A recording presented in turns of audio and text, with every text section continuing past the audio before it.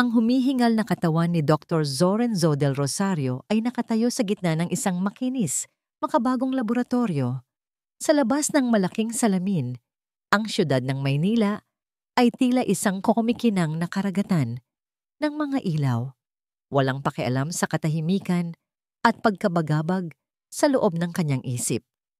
Sa edad na 35, si Zoe ay kilalang kilala sa buong bansa. Ang kanyang pangalan ay binibigkas ng may paghanga at paggalang. Isang henyo sa siyensya. Ang kanyang mga imbensyon ay nagpabago sa buhay ng marami.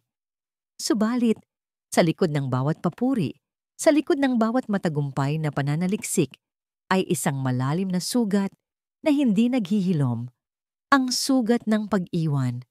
3 taong gulang pa lamang siya nang iwan siya ng kanyang ina. Iyan ang kwentong paulit-ulit na binuong pader sa kanyang puso. Ang mayaman at maimpluwensyang pamilya de la Cruz ang nagampon sa kanya. Nagbigay ng lahat ng karangyaan at edukasyon, subalit ang kanilang pagmamahal ay tila isang kontrata. May kalakip na kondisyon, may kapalit. Isang gabi, habang nag-iisip, nakita ni Zoe ang patalastas ng isang reality show na naghahanap ng nawawalang kamag-anak. Isang bahagi ng kanyang sarili ang nagtutulak sa kanya upang sumali. Isang huling pag-asa na puna ng butas sa kanyang dibdib. Isang pag-asa na marahil, sa wakas, makahanap ng sagot sa tanong na bumabagabag sa kanya sa buong buhay niya. Bakit? Bakit siya iniwan? Zoe, anak, sigurado ka ba rito? Tanong ni Mrs. de la Cruz. Ang kanyang tinig ay matamis, subalit may bahid ng pagmamay-ari. Nakaupo sila sa kanilang marangyang sala. Ang malambot na ilaw ng chandelier ay sumasalamin sa mga gintong palamuti. Tumango si Zoe. Ang kanyang mga mata ay nakatuon sa walang laman na espasyo. Kailangan ko lang, ina. Gusto ko lang malaman. Ngumiti si Mr. de la Cruz. Ang kanyang mga mata ay nagniningning ng isang bagay na higit pa sa pag-aalala. Sige anak, nandito kami para suportahan ka. Sino pa ba ang magtutulungan kundi tayo-tayo? Ang araw ng taping ay dumating. Ang mga ilaw ng studio ay nakakabulag. Ang mga kamera ay nakatutok sa kanya. Ang puso ni Zoe ay naghuhumiyaw sa kaba at pag-asa. Maya-maya, isang matandang babae ang pumasok sa entablado. Magulo ang buhok, gusgusin ang suot at matatalim ang tingin. Ang kanyang pag-asa ay biglang bumagsak. Ikaw si Zoren, di ba? Mataray na tanong ng babae. Ang boses ay matinis at puno ng pagmamataas. Ako ang nanay mo. Kung gusto mo akong makasama, kailangan mong bayaran ako. Malaki ang pinagdaanan ko dahil sa'yo. Ang mga salitang iyon ay tumama kay Zoe nang mas malakas pa sa pisikal na sampal. Ang kanyang ina, ito ang ina na kanyang hinahanap. Isang babaeng humihingi ng pera, walang bakas ng pagmamahal sa kanyang mga mata. Ang imahe ng isang mapagmahal na ina na matagal niyang kinakapitan ay nawasak sa isang iglap. Ang mga ilaw ng kamera ay tila bumulusok sa kanyang kaluluwa. Inilalantad ang kanyang sakit. Pepera? Bulong ni Zoe. Ang kanyang boses ay nanginginig. Kaya mo ako hinahanap para sa pera? Tumawa ang babae ng may pang-uuyam. Natural. Akala mo ba libre ang pagpapalaki sa'yo, ha? Kung may pakinabang ka, bakit hindi? Ang mundo ni Zoe ay gumuho. Ang butas sa kanyang puso ay lumaki. Naging isang bangin ng kawalan. Hindi na ito sugat. Isa itong sugat na may lason, kumakalat sa bawat bahagi ng kanyang pagkatao. Ang bawat pahayag ng babae isuho ay isang patalim na tumatarak sa kanyang puso. Nakatayo si Zoe. Ang kanyang mata ay tuyo, walang luha. Subalit ang sakit ay mas matindi pa sa anumang nakaraang pighati. Tinalikuran niya ang entablado, ang mga bulong ng audience ay tila malayo at di gaanong mahalaga. Ang tanging naririnig niya ay ang pagguho ng kanyang pag-asa. Habang papalabas siya sa studio, isang camera crew ang nagmamadaling nag-aayos ng kanilang kagamitan. Isang maliit na digital recorder ang nahulog mula sa bulsa ng isang reporter, nananatiling bukas, at tahimik na nakatala ang mga tinig na nagtatalo sa likod ng entablado. Ano ba yan? Masisira ang deal. Bakit ganun ang sinabi mo? Galit na bulong ng isang tinig. Kasi, kailangan mas extreme para tumaas ang ratings, di ba? Sagot ng isa. Ngunit si Zoe ay wala na sa lugar upang marinig ang mga ito. Ang kanyang isip ay nakatuon sa isang katotohanan. Ang kanyang ina ay tunay na walang pagmamahal. Ang mundo ay naging malabo para kay Zoe. Nang gabing iyon, ang mga ilaw ng syudad ay tila nagpapaligsahan sa pagkitil sa kanyang natitirang pag-asa. Dumiretso siya sa kanyang apartment, ang tahimik na kaharian kung saan siya bumalik-balik sa pag-iisip. Ngunit kahit ang kalawakan ng kanyang condo unit ay hindi sapat upang takasan ang anino ng nakaraan na muling bumalik, mas madilim at mas malalim kaysa dati. Kinabukasan, tumambad sa kanya ang mukha ng pamilya Dela Cruz. Nag-aalala, nagmamalasakit, ngunit may isang bagay sa kanilang mga mata na hindi niya maipaliwanag. Zoe anak, ayos ka lang ba? Tanong ni Mrs. Dela Cruz. Ang kanyang kamay ay marahang humaplos sa likod ni Zoe. Hindi namin nakalain na mangyayari iyan. Ang sama ng loob ko para sa'yo. Okay lang po, Ina, sagot ni Zoe. Ang kanyang boses ay tila manipis na yelo. Ang kanyang puso ay manhid, hindi na alam kung ano ang mararamdaman. Niyakap siya ni Mr. Dela Cruz. Hayaan mo na, anak. Ang mahalaga, nandito kami. Ang pamilya mo. Sapat na yan. Ngayon, kailangan nating mag-focus sa foundation mo at sa mga research mo. Malaki ang expectation ng publiko sa'yo. Ang mga salita nila ay parang baluti na pilit na isinusuot sa kanya. Nagtatangkang takpan ng kanyang mga sugat. Alam ni Zoe na may punto sila. Ang kanyang siyensya, ang kanyang trabaho. Iyon ang tanging bagay na nagbibigay kahulugan sa kanyang buhay ngayon. Ang mga proyekto niya sa laboratorio ay tila tanging paraan upang makalimot sa sakit.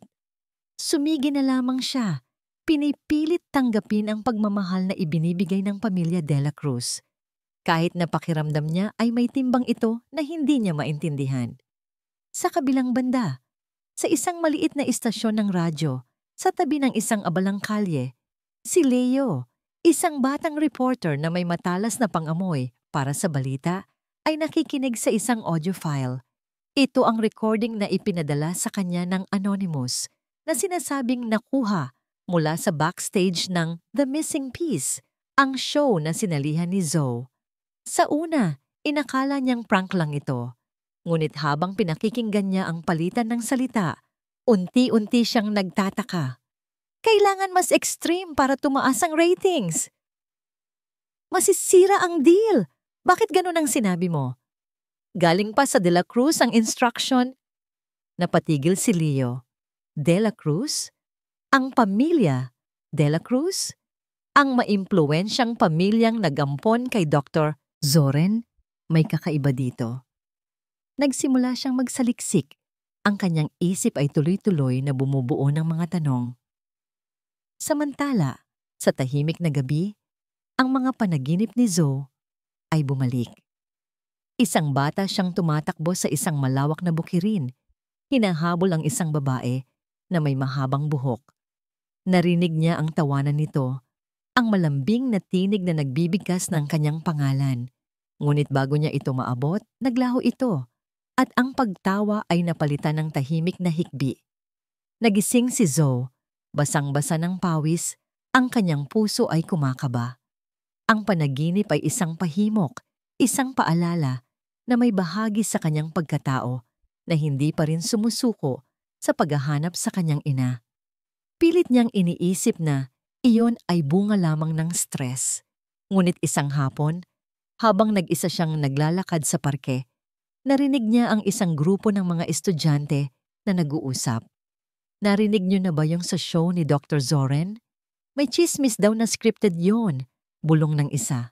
Oo nga.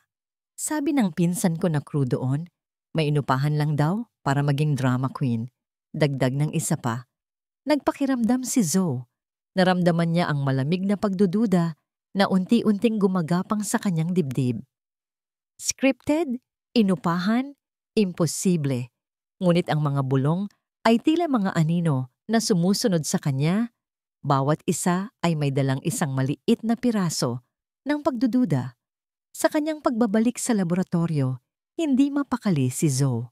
Ang mga usapan, ang kanyang panaginip, ang hindi maipaliwanag na pakiramdam na may mali. Kailangan niyang malaman ang katotohanan kahit gaano pa ito kasakit. Pagdating ng gabi, muling binuksan ni Leo ang audio file. Narinig niya ang salitang De La Cruz nang mas malinaw sa huling bahagi ng recording. Napagdesisyonan niyang ilabas ang partikular na bahaging ito sa kanyang next broadcast kahit anong mangyari. Kinabukasan, ipinost niya ang maliit na audio clip sa social media ng istasyon ng radyo, nagbabaka sakaling may makarinig. Ang controversial na audio clip mula sa The Missing Piece. Ano ang katotohanan sa likod ng e-script? Basahin o pakinggan ang kanyang post. Isang lumang litrato ni Zoe ang hawak niya. Isang litrato noong siya ay bata pa. Kasama ang isang babaeng hindi niya na matandaan ang mukha. Ito ang tanging bagay na nag-uugnay sa kanyang nakaraan. Ang nag-iisang larawan na matagal nang nakatago sa isang lumang kahon. Nang gabing iyon, habang nagbabrowse si Zoe sa kanyang cellphone, lumabas ang isang balita mula sa isang maliit na istasyon ng radyo. May isang audio clip. Pinindot niya ito. Narinig niya ang bahagi ng recording na nagbubunyag ng salitang De La Cruz. Ang dugo niya ay nanlamig. Huminga siya ng malalim. Ang kanyang puso ay naghuhumiyaw sa alarma. Ang kanyang hinala ay nagiging isang malagim na katotohanan. Sinubukan niyang tawagan ng pamilya De La Cruz, ngunit walang sumasagot. Ang kanyang hinala ay lumakas. Walang pagdadalawang isip, sinimulan niya ang isang personal na paghahanap. Isang paghahanap na hindi niya alam kung saan siya dadalhin. Naghahanap siya ng impormasyon tungkol sa babae sa show, ang kanyang address, ang kanyang buong pangalan. Naghahanap siya ng kahit anong bakas.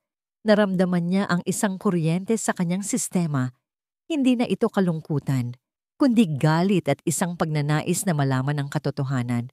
Natagpuan niya ang address. Ang kanyang sasakyan ay huminto sa harap ng isang maliit, lumang bahay sa isang liblib na eskinita. Ang ilaw sa loob ay bahagyang nakabukas. Hawak ang papel na may address, napatingin si Zoe sa bahay. Ang kanyang puso ay kumakabog. Ito na. Ito ang simula. Sa isang maliit na barong-barong na halos gumuho na sa gilid ng ilog, nakaupo si Mina Ruiz sa isang lumang silya, nakatitig sa lumang telebisyon na kanina pa nawalan ng signal. Ang kanyang katawan ay pinahihirapan ng matinding ubo. Bawat atake ay tila isang matalim na kutsilyo na dumudurog sa kanyang dibdib. Sa edad na 58, ang kanyang mga mata ay nanlulupaypay. Subalit ang mga ito ay puno ng lungkot at isang pagmamahal na matagal nang inilihim. Nakita niya si Zoe sa telebisyon noong nakaraang gabi. Ang kanyang mukha ay puno ng pag-asa pagkatapos ay gumuho sa sakit. Bawat patak ng luha ni Zoe sa screen ay tila dugo na pumapatak sa kanyang sariling puso. Zoe, anak ko. Bulong niya. Ang kanyang tinig ay halos hindi na marinig. Ang isip ni Mina ay bumalik sa nakaraan. Sa mga araw na sariwa pa ang kanyang kabataan, ngunit puno ng kaguluhan. Naalala niya ang araw na bitbit niya ang maliit na si Zoe. Ang kanyang puso ay nabibiiyak sa desisyong kailangan niyang gawin. Walang pera, walang tirahan, at biktima ng karahasan. Alam niyang hindi niya kayang bigyan ng magandang buhay ang kanyang anak. Ang pag-ampon ng pamilya De La Cruz, ang tanging paraan upang bigyan si Zoe ng kinabukasan na hindi niya kayang ibigay. Bawat hakbang na lumalayo siya sa ampunan ay 1,000,000 patak ng luha, 1,000 panata na gagawin niya ang lahat upang mapabuti ang buhay ng kanyang anak kahit na mula sa malayo. Sa loob ng maraming taon, iyon ang ginawa niya. Nagtrabaho siya bilang labandera, naglilinis ng bahay, kahit ano, basta may pumasok na pera. Bawat sentimo na kanyang naiipon ay inilalagay niya sa isang lumang lata. Ang kanyang tanging pangarap ay makita si Zoe na maging matagumpay. Alam niya na ang pamilya De La Cruz ay mayaman, ngunit gusto niyang magkaroon si Zoe ng sariling pondo, isang bagay na magbibigay sa kanya ng kalayaan. Si Sister Elena, isang matandang madre sa isang maliit na kumbento, ang kanyang pinagkakatiwalaan. Si Sister Elena ang tagapaghatid ng pera. Palaging walang pangalan ang nagpadala. Ayon sa kagustuhan ni Mina, hindi niya kailangan malaman na ako ang nagbigay, sister. Palagi niyang sinasabi. Baka sirain ko lang ang buhay niya. Hayaan na lamang siyang magpatuloy sa pagiging De La Cruz. Huwag niya nang malaman ang katotohanan ng kanyang tunay na ina na miserable. Isang umaga, matapos ang matinding pag-ubo, bumisita si Mina sa doktor. Ang balita ay mas masama kaysa sa inaasahan. Mina, ang kondisyon mo ay lumalala. Malungkot na sabi ng doktor. Kailangan mo ng mas masinsinang gamutan. May pamilya ka ba na makakasuporta sa'yo? Umiling si Mina. Ang kanyang mga mata ay nanatiling nakatitig sa sahig. Wala po, Dok. Saka, kung meron man, ayoko silang istorbuhin. Lalo na ang anak ko. Ayokong makita niya akong ganito. Sapat na ang sakit na dinulot ko sa kanya noong bata pa siya. Hindi ko kayang bigyan siya ng isa pang dahilan para masaktan. Alam ni Mina na ang kanyang oras ay nauubos na. Ang kanyang huling hiling ay simpleng-simple. Manatiling lihim ang kanyang sakit hanggang sa huling hininga. Ayaw niyang maging pabigat sa kanyang anak. Ayaw niyang muling magbigay ng sakit. Ang tanging paraan upang protektahan si Zoe ay ang manatili sa anino. Habang papalabas siya sa klinika, may inabot sa kanya ang sekretarya ng doktor. Isang sobre. Ito ay isang paalala para sa kanyang susunod na check-up. Ngunit ang mga salita sa papel ay tila sumisigaw ng isang mas malalim na katotohanan. Ang kanyang kondisyon ay mabilis na lumalala. Nanginginig ang kanyang kamay nang hawakan niya ang lumang litrato ni Zoe. Isang litrato noong bata pa ito. Ang kanyang nangiti ay walang malalim na sugat. Patawarin mo ako, anak. Bulong ni Mina.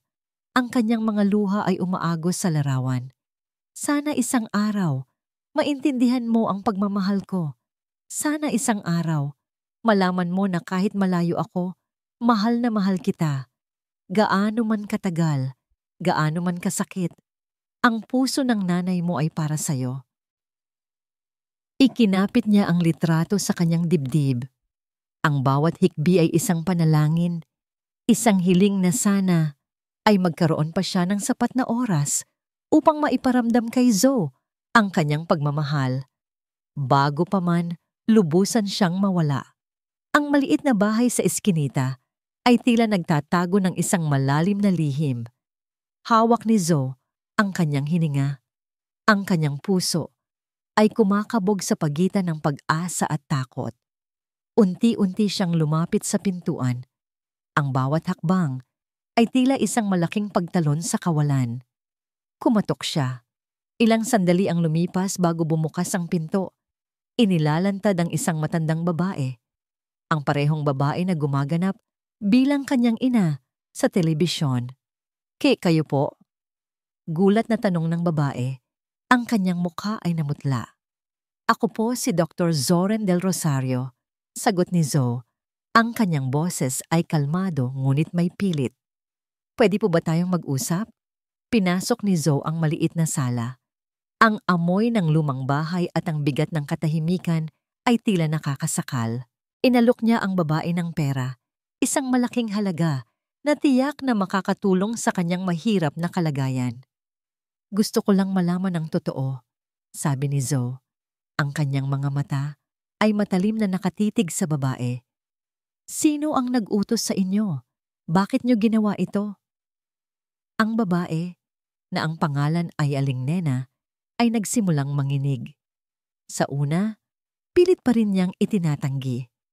Wala akong alam sa sinasabi mo, Dr. Zoren. Ako ang nanay mo. Nagalit lang ako noon dahil... Tama na, putol ni Zoe. Ang kanyang boses ay tumataas. Narinig ko ang recording. Alam kong hindi kayo ang nanay ko. At alam kong may nag-utos sa inyo. Ang mukha ni Aling Nena ay tuluyang namutla. Sa wakas, ang pader ng kasinungalingan ay gumuho. Nagsimula siyang umamin. Ang kanyang mga salita ay puno ng takot at pagsisisi. Patawarin niyo ako, Dr. Zoren. Wala po akong magawa. Kailangan ko po ng pera. May sakit po ang anak ko. Sino? Putol muli ni Zoe. Ang kanyang mga kamao ay nakakuyom. Sino ang nag-utos sa inyo? Ang Pamilya de la Cruz po. Bulong ni Aling Nena. Ang kanyang mga mata ay nanlalaki sa takot.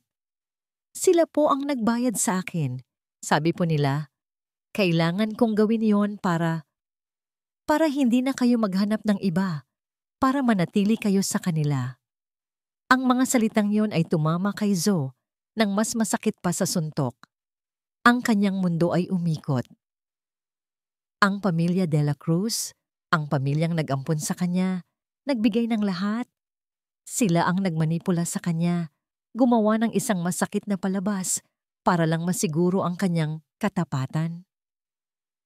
Ang pagkabigo at galit ay bumuhos sa kanya. Mas matindi pa sa sakit na naramdaman niya sa TV show. Hindi ito pag-iwan, ito ay pagtataksil. Kinuha ni Zoe ang kanyang cellphone at inihanda ang audio recorder.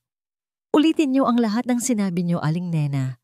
Sabi niya, ang kanyang boses ay malamig at puno ng awtoridad. At kailangan ko ng lahat ng ebidensya, mga text messages, bank transfers, kahit ano.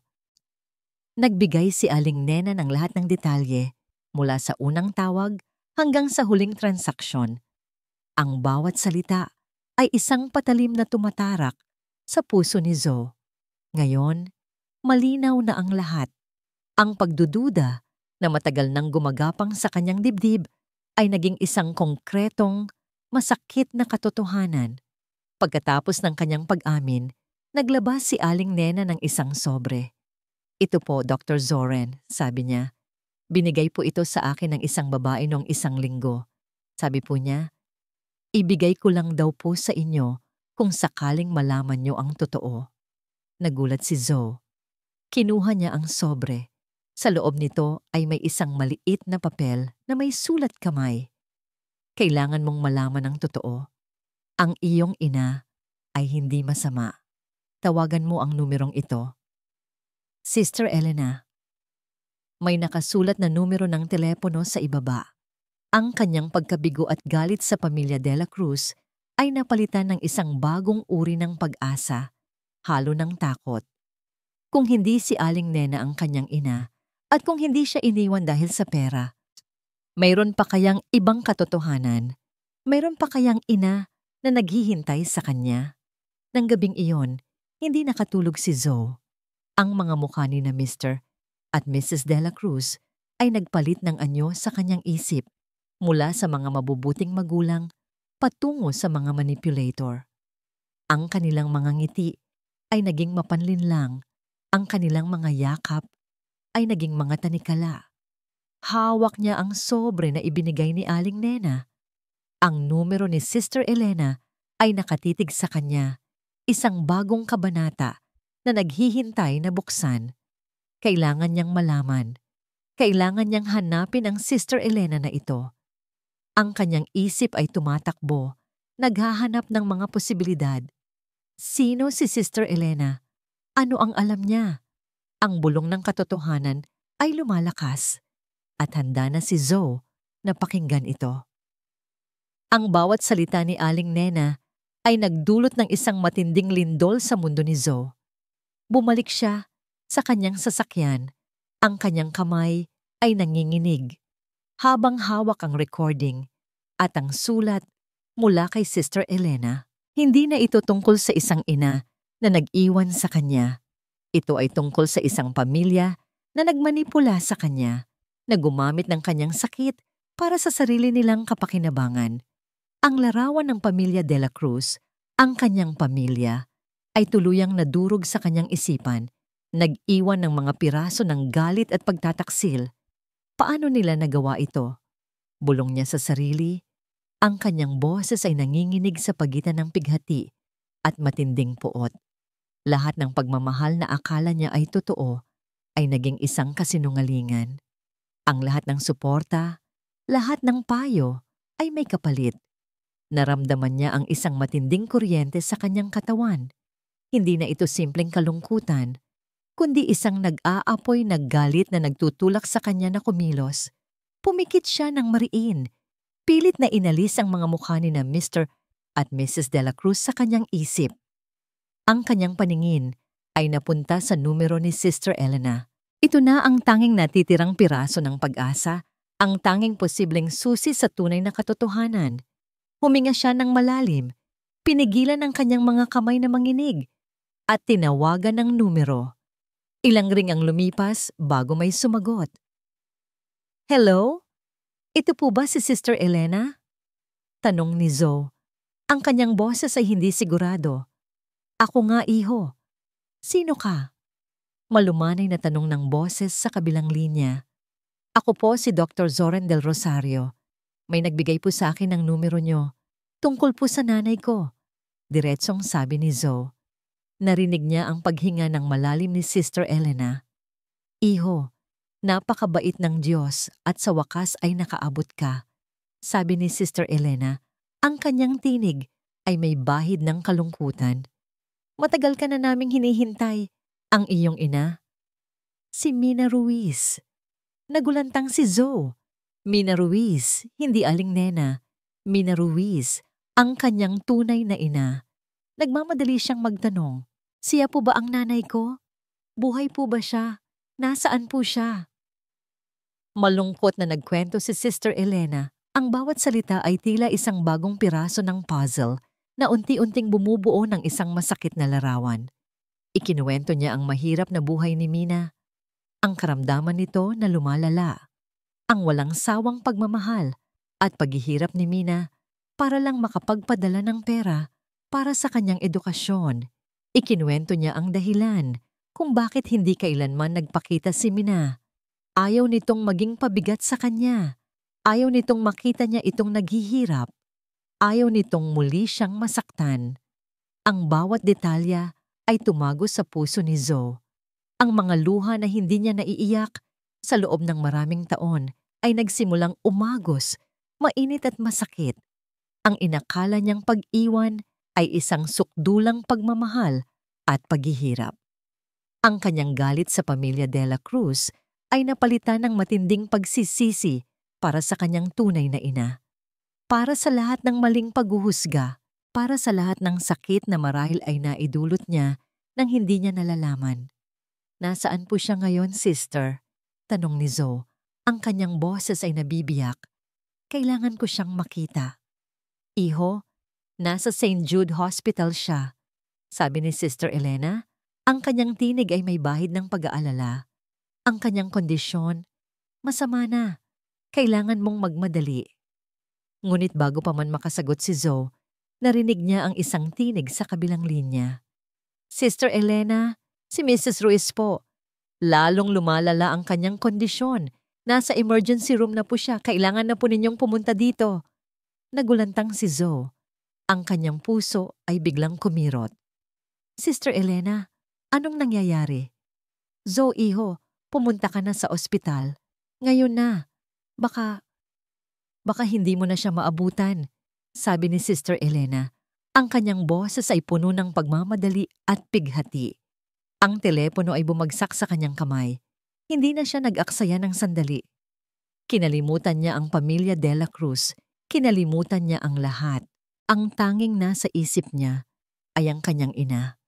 Ang ina na nagpakahirap para sa kanya, nagmahal sa kanya ng lihim, at ngayon ay nasa bingit ng kamatayan.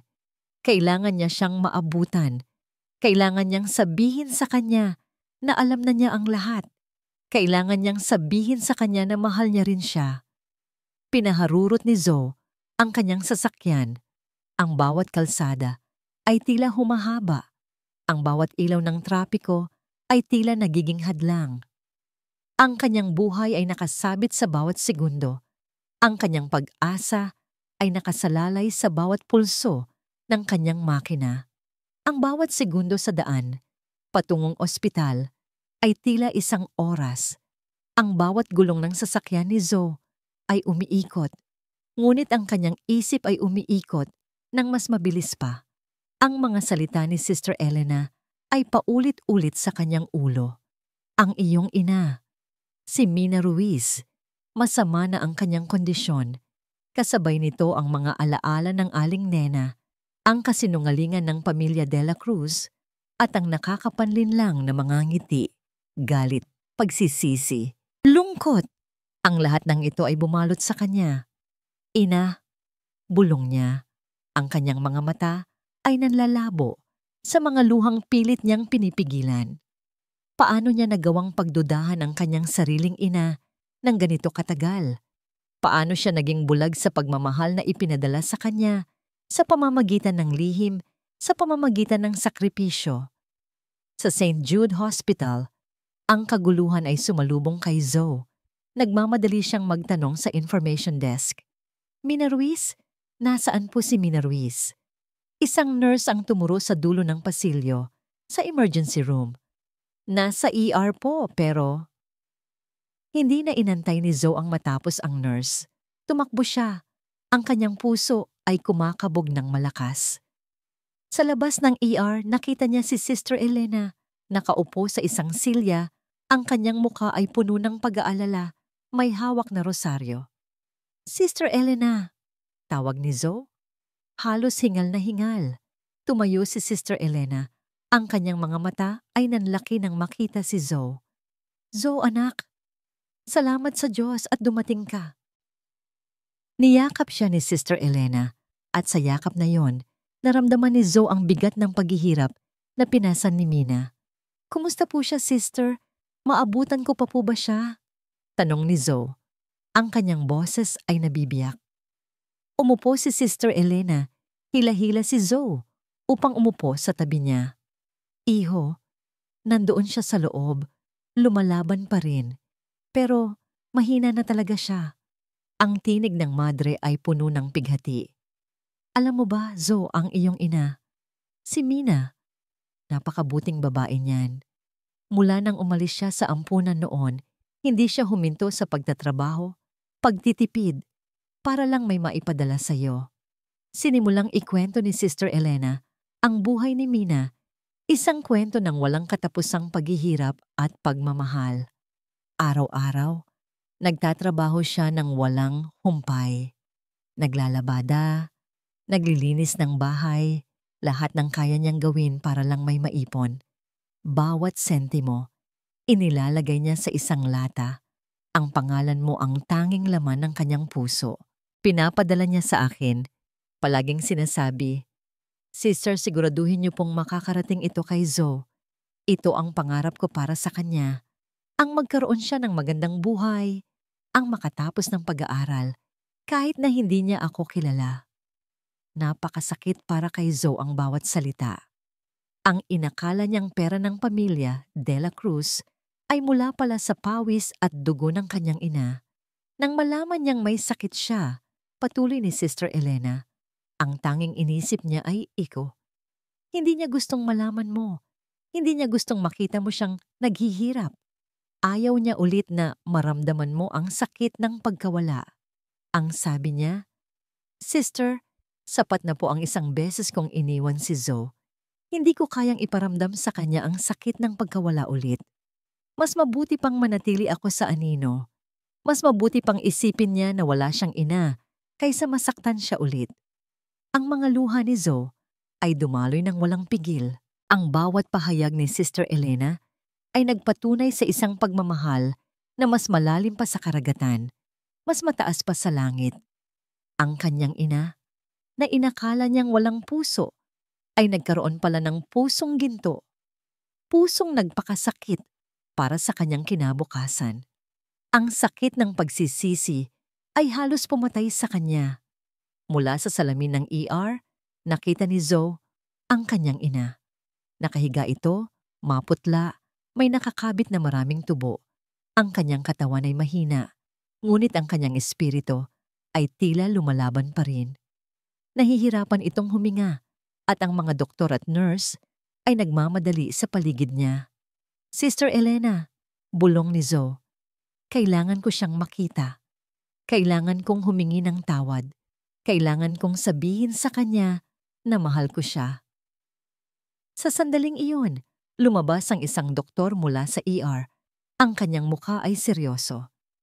Sister Elena, Dr. Zoren, ang pasyente, bumababa ang kanyang oxygen level. Kailangan na naming ilipat siya sa ICU. Natigilan si Zoe. Lumalala ang kondisyon. Bumababa ang oxygen level. Ang oras ay nauubos na. Kailangan niya siyang makita bago pa huli ang lahat. Ang bawat ingay ng ambulansya na nagmamadaling dumaan ay tila batingaw na tumutukoy sa kanyang papalapit na trahedya. Pinaharurot ni Zoe ang kanyang sasakyan sa abalang kalsada. Ang kanyang mga kamay ay mahigpit na nakakapit sa manibela. Ang bawat kalsada ay tila humahaba ng walang katapusan. Ang lahat ng nakaraan ay naglalaro sa kanyang isip. Ang mga salita ni Sister Elena, ang paghihirap ni Aling Nena, at ang mapanlinlang na ngiti ng pamilya De La Cruz. Ngunit ang nangingibabaw sa lahat ay ang mukha ng isang babaeng hindi niya kilala. Ngunit ngayon ay unti-unti nang nagiging malinaw ang kanyang ina, si Mina. Ina, hintayin mo ako. Bulong niya, ang kanyang lalamunan ay masakit sa pagpipigil ng mga luha. Ang bawat pula ng ilaw ng trapiko ay isang sundang na tumatarak sa kanyang dibdib. Kailangan niyang makarating doon. Kailangan niyang humingi ng tawad. Kailangan niyang yakapin siya. Nang makarating siya sa St. Jude Hospital, hindi na niya inaksaya ang oras sa parking lot. Iniwan niya ang sasakyan, tumakbo sa pintuan, at humahangos na pumasok sa loob. Ang mga pasilyo ng ospital ay tila isang labirint, ngunit ang kanyang puso ay may sariling kompas patungo sa kanyang ina. Nakita niya ang mga karatula, ICU. Huminto siya sa tapat ng intensive care unit. Ang kanyang hininga ay putol-putol. Sa loob ng salamin, nakita niya ang mga doktor at nurse na abala sa pagmamanman sa mga makina. At sa gitna, halos mawala na sa dami ng mga aparato, nakahiga si Mina. Napakaliit niya, napakaputla. Ina, pumasok siya sa loob. Ang kanyang mga yapak ay marahang-marahan. Ang tunog ng mga makina ay tila bumubulong ng paalam. Nilapitan niya ang kama. Ang kanyang mga mata ay nanlalabo sa mga luha. Ang kanyang ina. Ang babaeng nagbigay ng buhay sa kanya, ang babaeng nagpakasakit para sa kanya, ay naroon. Unti-unting kumakawala sa mundong ito. Marahang hinawakan ni Zoe ang malamig na kamay ni Mina. Napakaliit nito, ngunit sa kamay na yon ay naroon ang kasaysayan ng pagtatrabaho ng walang humpay, ng pagtitiis, ng pagmamahal. Sa pagdampi ng kanilang balat, bahagyang gumalaw ang mga daliri ni Mina. Dahan-dahan, idinilat niya ang kanyang mga mata. Sa kabila ng sakit, nagliwanag ang kanyang mga mata nang makita si Zoe. Zoe, anak ko. Mahinang bulong ni Mina, halos hindi na marinig. Ang kanyang boses ay nanginginig. Bawat salita ay isang pakikibaka. Ina, sabi ni Zoe. Ang kanyang boses ay nabibiyak. Patawarin mo ako, Ina. Ang tanga ko, ang bulag ko. Hindi ko naintindihan. Patawarin mo ako. Umiling si Mina. Isang maliit na ngiti ang sumilay sa kanyang mga labi. Ngunit kasabay nito ang mga luha na umagos mula sa kanyang mga mata. Hindi. Ikaw ang dapat humingi ng tawad, anak. Ako ang dapat humingi ng tawad. Iniwan kita. Iniwan kitang mag-isa. Patawarin mo ako. Dahil hinayaan kitang lumaki. Nang walang ina, ang bawat salita niya ay may kasamang malalim na ubo. Hindi, Ina. Hindi mo ako iniwan. Pinrotektahan mo ako. Minahal mo ako. Giit ni Zoe. Ang kanyang mga luha ay umaagos sa kamay ni Mina. Alam ko na ang lahat, Ina. Alam ko ang ginawa mo para sa akin. Salamat, Ina. Maraming salamat. Nag-aalala ang isang nurse sa pagtaas ng monitor ng puso ni Mina. Dr. Zoren, kailangan na po nating iwanan ng pasyente. Kailangan niyang magpahinga. Ngunit hindi makawala si Zoe. Hawak niya ang kamay ng kanyang ina, na tila ito ang pinakahuling hininga ng pag-asa. Muling tiningnan ni Mina si Zoe. Ang kanyang mga mata ay puno ng pagmamahal. Isang huling, mahinang hikbi ang lumabas sa kanyang bibig. Mahal na mahal. Kita, anak. Lagi mong tandaan. Naramdaman ni Zoe na lumuwag ang hawak ni Mina sa kanyang kamay. Ang mga mata nito ay dahan-dahang pumikit. Ang tunog ng flatline sa monitor ay tila dumurog sa kanyang kaluluwa. Ina! Ina! Sigaw ni Zoe. Ang kanyang boses ay nagpuno sa silid. Ang mga doktor at nurse ay nagmadali. Sinubukan siyang ilayo. Ngunit hindi niya kaya. Ang kanyang ina ay wala na. Ang babaeng matagal niyang hinanap, ang babaeng lihim na nagmahal sa kanya, ay tuluyan ng umalis. Gumuho si Zoe sa sahig. Ang kanyang mga hikbi ay bumalik. Mas matindi pa, kaysa kailanman. Naramdaman niya ang malamig na pagdampi ng kamay ni Sister Elena sa kanyang balikat. Zoe, anak, lumaban siya hanggang sa huling hininga. Sabi ni Sister Elena, ang kanyang tinig ay puno ng habag. Binigyan kanya ng huling regalo, ang kanyang pagmamahal at kapatawaran. Sa gitna ng kanyang pighati, napansin ni Zoe ang isang bagay. Isang yaya ang lumapit kay Sister Elena. May hawak na isang lumang notebook. Sister Elena, ito po yata ang diary ng pasyente. Nakita ko po sa ilalim ng unan niya. Sabi niya po, ibigay ko lang daw po sa kanya kung may mangyari sa kanya. Kinuha ni Sister Elena ang notebook at inabot kay Zoe. Iho, ito yata ang nais ng iyong ina na ibigay sa'yo. Hawak ni Zoe ang notebook. Ang kanyang mga daliri ay humaplos sa lumang pabalat. Ang diary ng kanyang ina. Ang huling mensahe mula sa kanyang ina. Isang huling piraso ng kanyang ina. Ang silid ng pagpapahinga sa ospital ay malamig at tahimik. Sumasalamin sa kawalan sa loob ng puso ni Zoe. Ngunit sa kanyang kamay, may hawak siyang isang mainit na bagay. Ang lumang notebook. Ang diary ni Mina Ruiz. Ang diary ng kanyang ina. Dahan-dahan niyang binuksan ang pabalat. Ang bawat pahina ay tila nagtatago ng 1,000 kwento, 1,000 luha, 1,000 pagmamahal. Ang unang pahina ay may petsa na matagal na ang nakalipas. Halos kasabay ng panahong iniwan siya ni Mina. Oktubre 10, 1993. Ngayon ang araw na kailangan kong gawin ang pinakamabigat na desisyon sa buhay ko. Kailangan kong bitawan ang kamay ng aking Zoe. 3 taong gulang pa lang siya. Napakabata pa. Pero anong magagawa ko? Wala akong maibibigay sa kanya, kundi hirap at sakit. Patawarin mo ako, anak. Sana isang araw, maintindihan mo na ginawa ko ito dahil mahal na mahal kita. Ang mga luha ni Zoe ay nagsimulang umagos muli. Walang pigil. Bawat pahina ay isang sulyap sa buhay ng kanyang ina. Ang kanyang pakikipaglaban sa kahirapan. Ang kanyang walang humpay na pagtatrabaho. May mga detalyadong talaan ng bawat sentimong kanyang naiipon, bawat trabahong kanyang pinasok. Disyembre 24, 98. Nakita ko si Zoe kanina. Naka-school uniform. Ang gwapo na niya. Ang talino siguro ng anak ko. Gusto ko siyang yakapin. Gusto kong sabihin na ako ang nanay niya. Pero hindi ko kaya. Nandyan ang pamilya De La Cruz. Alam kong mas kaya nilang bigyan siya ng magandang buhay. Ang pera na naipon ko, ipapadala ko kay Sister Elena para sa edukasyon ni Zoe. Ito lang ang kaya kong ibigay. Ang bawat linya ay isang patunay ng walang hanggang pagmamahal. Ang mga pangarap ni Mina para kay Zoe ay nakasulat sa bawat pahina, kasama ang kanyang mga takot at pag-asa.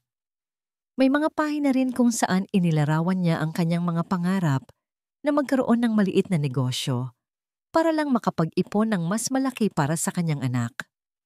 Ngunit ang pinakamasakit na bahagi ay dumating sa huling mga pahina. May mga petsa na masariwa. Ilang buwan lamang ang nakalipas. Hulyo 10, 2020, binisita ko ang doktor. Hindi na maganda ang balita. Ilang buwan na lang daw ang itatagal ko. Ang sakit. Gusto kong makita si Zoe. Yakapin siya. Pero naalala ko ang sinabi ng doktor noon na kung sakaling magkaroon ako ng malubhang sakit, huwag ko na siyang guguluhin. Na mas mahirap ang mawalan ng ina ng 2 beses kaysa hindi magkaroon. Hindi ko kayang iparamdam sa kanya ang sakit na yon. Napatigil si Zoe. Ang hininga niya ay tumigil. Ang mga salita ay tumagos sa kanyang puso. Mas masakit pa sa anumang sakit na naramdaman niya. Ito pala ang tunay na dahilan. Hindi siya iniwan dahil ayaw sa kanya. Iniwan siya dahil mahal na mahal siya. Dahil ayaw niyang muling maranasan ang sakit ng pagkawala. Ang mga luha ay bumuhos muli. Ngunit sa pagkakataong ito, may kasamang kakaibang pakiramdam ng kapayapaan. Ang lahat ng tanong na bumabagabag sa kanya, sa buong buhay niya, ay nasagot na. Ang butas sa kanyang puso ay unti-unting napupuno, hindi ng lungkot, kundi ng isang malalim, dalisay na pagmamahal. Hindi siya nag-iisang lumaki. Lumaki siya sa ilalim ng pagmamahal ng isang ina na handang magsakripisyo ng lahat, pati na ang kanyang sariling kaligayahan para sa kanyang anak. Sa huling pahina, may nakasulat na isang huling mensahe, halos hindi na mabasa dahil sa mga luha ni Mina. Zoe, anak ko, kung nababasa mo ito, sana ay patawarin mo ako. Sana ay maintindihan mo na bawat araw na lumipas, mahal na mahal kita. Sana ay hindi mo maramdaman ang sakit. Alam kong naging madilim ang daan. Ngunit huwag kang susuko, anak. May liwanag sa dulo. At sana, Zoe, ay mahanap mo ang katarungan. May isang tao mula sa pamilya De La Cruz na alam ang lahat. Isang taong kailangan mong hanapin. Ang totoo ay hindi lamang ako ang naging biktima. Ngunit siya ay masama. Mas masama pa sa inaakala mo. Nagulat si Zoe. Mayroon pang ibang lihim? Isang tao mula sa pamilya De La Cruz? Sino? Bakit binanggit ni Mina ang tungkol sa katarungan? Nakatitig siya sa huling linya. Ang kanyang isip ay tumatakbo. Ang pagkabigo at galit sa pamilya De La Cruz ay nagbalik. Ngunit ngayon ay may kasamang matinding pagnanais na alamin ang buong katotohanan. Hindi lamang para sa kanya, kundi para sa kanyang ina. Para sa lahat ng paghihirap ni Mina, ang kanyang paghahanap ay hindi pa tapos. Ang bawat salita sa diary ni Mina ay nagbigay ng apoy sa puso ni Zoe. Hindi na ito tungkol sa sakit ng nakaraan, kundi tungkol sa paghahanap ng katarungan para sa kanyang ina. Ang galit niya sa pamilya De La Cruz ay lumaki. Hindi na ito personal na poot, kundi isang matinding pagnanais na ilantad ang kanilang kasamaan. Hindi niya hahayaang manatiling walang katarungan ang paghihirap at sakripisyo ng kanyang ina. Nang gabing iyon, matapos ang libing ni Mina, hindi na nag-aksaya pa ng panahon si Zoe. Hawak ang lumang diary, ang recording ng pag-amin ni Aling Nena at ang contact number ni Sister Elena. Dumiretso siya sa mansyon ng pamilya De La Cruz. Ang malaking gate ay bumukas. Tila nag-aanyaya sa kanya sa isang silid ng kasinungalingan. Naabutan niya sina Mr.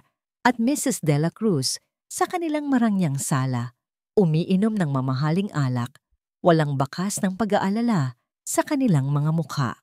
Mukhang abala sila sa pagpaplano ng kung anuman, malamang ay kung paano pa nila magagamit ang pangalan ni Zoe. Zoe, anak, nasaan ka? Kumusta ang libing? Bati ni Mrs. De La Cruz, may pilit na ngiti. Ngunit walang isinagot si Zoe. Sa halip, Ibinaba niya ang mga ebidensya sa marmol na lamesa sa harap nila. Ang lumang diary, ang cellphone na may recording at isang serye ng mga bank statement na nagpapakita ng mga transaksyon ng De La Cruz patungo kay Aling Nena. Anong ibig sabihin nito, Zo? Tanong ni Mr. De La Cruz. Ang kanyang tinig ay nagtatago ng iritasyon. Ibig sabihin nito, tapos na ang laro niyo. Sagot ni Zo. Ang kanyang boses ay kalmado, ngunit may pilit na lakas. Alam ko na ang lahat. Alam kong kayo ang nag-utos kay Aling Nena para magpanggap na nanay ko. Alam kong minanipulan niyo ako. At alam ko rin ang totoo tungkol sa aking tunay na ina, si Mina Ruiz. Nagulantang sina Mr. at Mrs. De La Cruz. Ang kanilang mga mukha ay namutla. Ang kanilang mga pilit na ngiti ay naglaho. Nababaliw ka ba, Zo? Sigaw ni Mrs. De La Cruz. Kami ang nag-alaga sa'yo. Kami ang nagbigay sa'yo ng pangalan at lahat ng ito. Binigay niyo sa akin ang pangalan niyo para magkaroon kayo ng kontrol sa buhay ko. Ginawa niyo akong tau-tauhan para sa sarili niyo. Giit ni Zo. Ang kanyang boses ay unti-unting lumalakas. Hindi niyo alam ang paghihirap ng tunay kong ina. Ang sakripisyo niya para lang makapag-aral ako.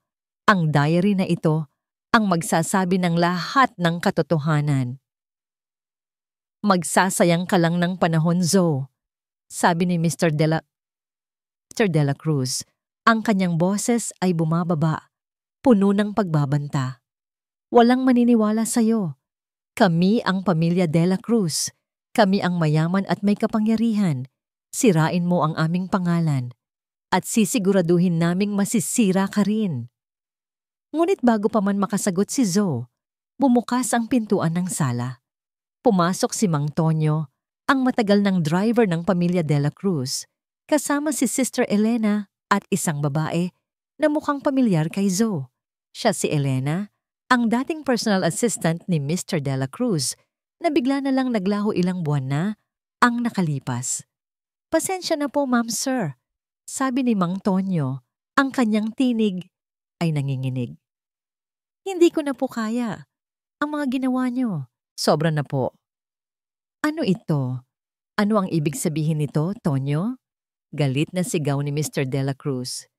Sila po ang nagpadala kay Aling Nena, sir, sabi ni Mang Tonyo.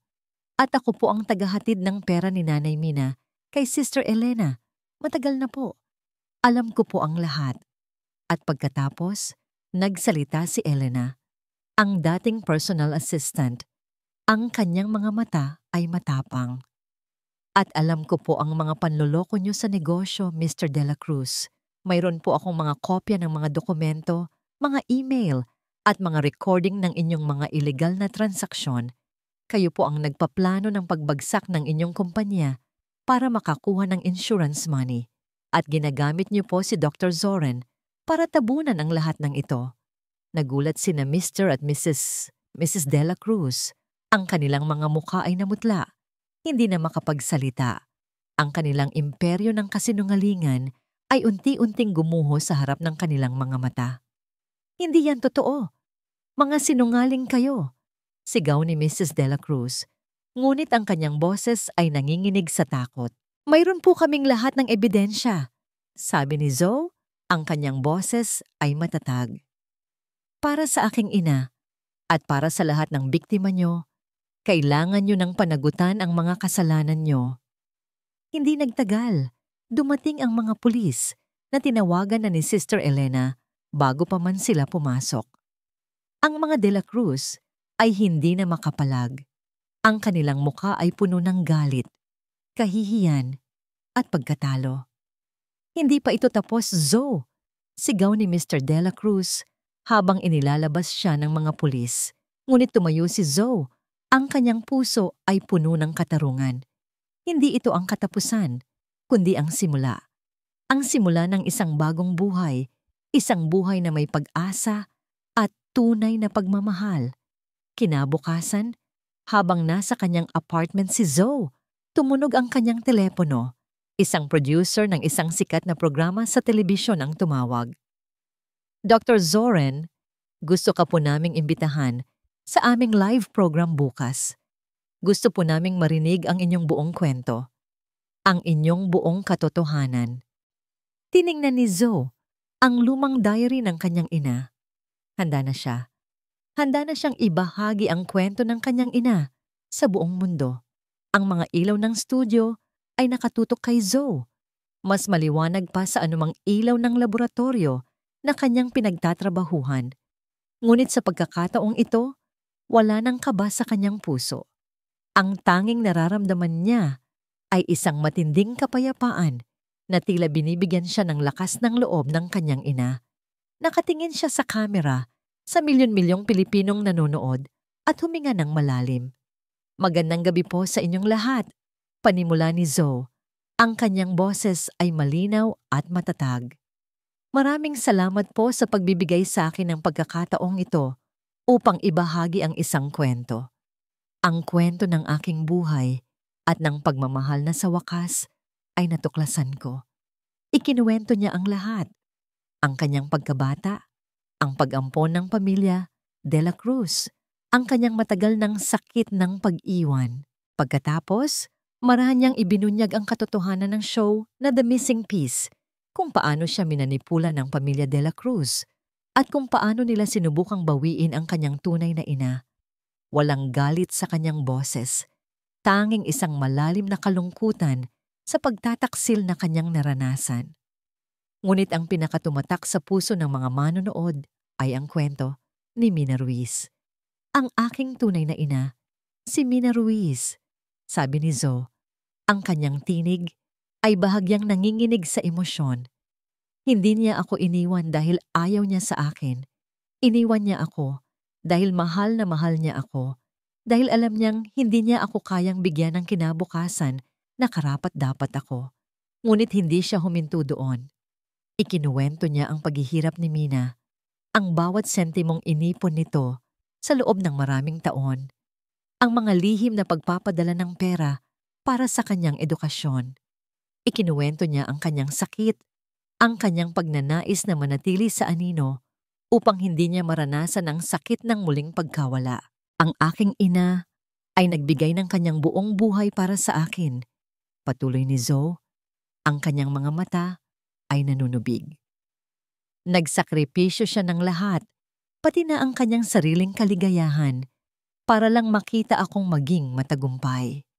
Ang pagmamahal niya ay hindi madali, hindi ito nakikita, ngunit ito ang pinakadalisay at pinakamakapangyarihang pagmamahal na naranasan ko sa buong buhay ko.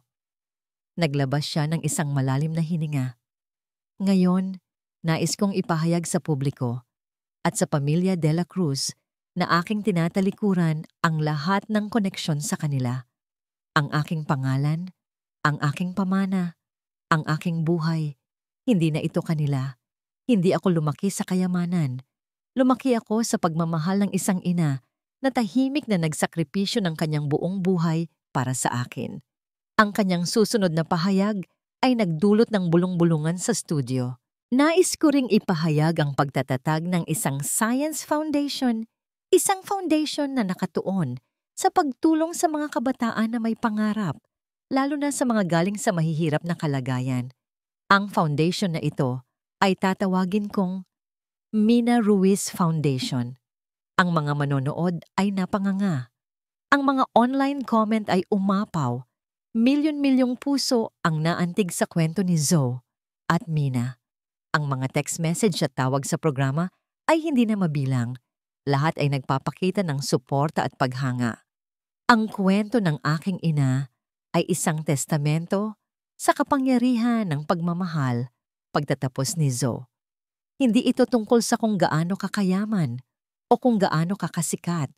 Ito ay tungkol sa kung gaano ka magmahal, gaano ka magsakripisyo, at kung gaano ka katotoo sa iyong sarili.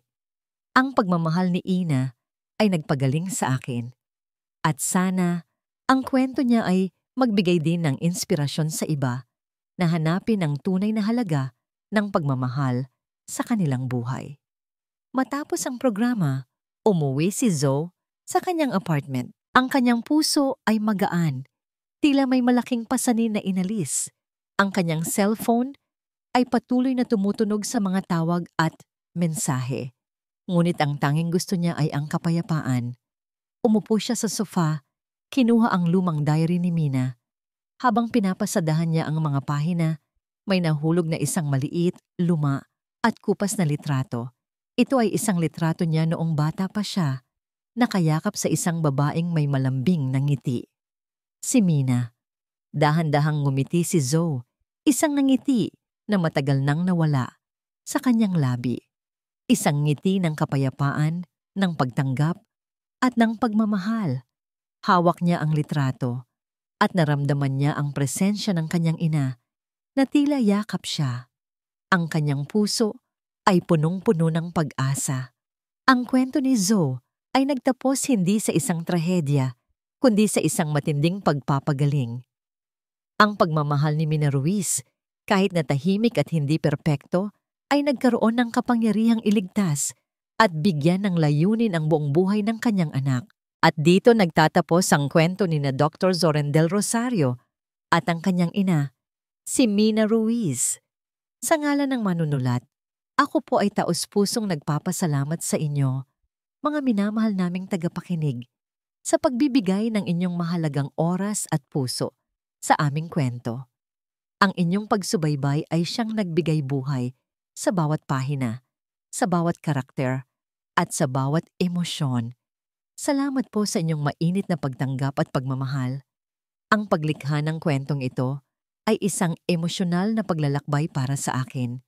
Habang isinusulat ko ang bawat kabanata, ramdam ko ang sakit ni Zoe, ang sakripisyo ni Mina, at ang pagtataksil ng mga De La Cruz. Sana ay naramdaman din ninyo ang bawat luha at bawat ngiti, ang bawat pagkabigo at bawat tagumpay. Ito ay isang paalala na ang pagmamahal, lalo na ang pagmamahal ng isang ina, ay tunay na walang hanggan. Hindi ito limitado sa kung ano ang nakikita o nahahawakan. Madalas, ito ay natatago sa tahimik na sakripisyo at sa pag-unawa. Naway ang kwento ni na Zoe at Mina ay magsilbing inspirasyon sa ating lahat. Isang paalala na ang pagpapatawad ay nagpapalaya, na ang pag-asa ay laging naroon kahit sa pinakamadilim na sandali, at na ang tunay na halaga ng isang pamilya ay hindi nasusukat sa kayamanan o kapangyarihan, kundi sa lalim ng pagmamahal at pag-unawa. Ang pagmamahal ay may kapangyarihang magpagaling, magpabago, at magbigay ng panibagong simula. Maraming salamat po muli sa inyong lahat. Inaasahan namin ang inyong mga komento at damdamin tungkol sa kwentong ito. Hanggang sa muli nating pagkikita, patuloy po nating pahalagahan ang pagmamahal na nasa ating mga puso.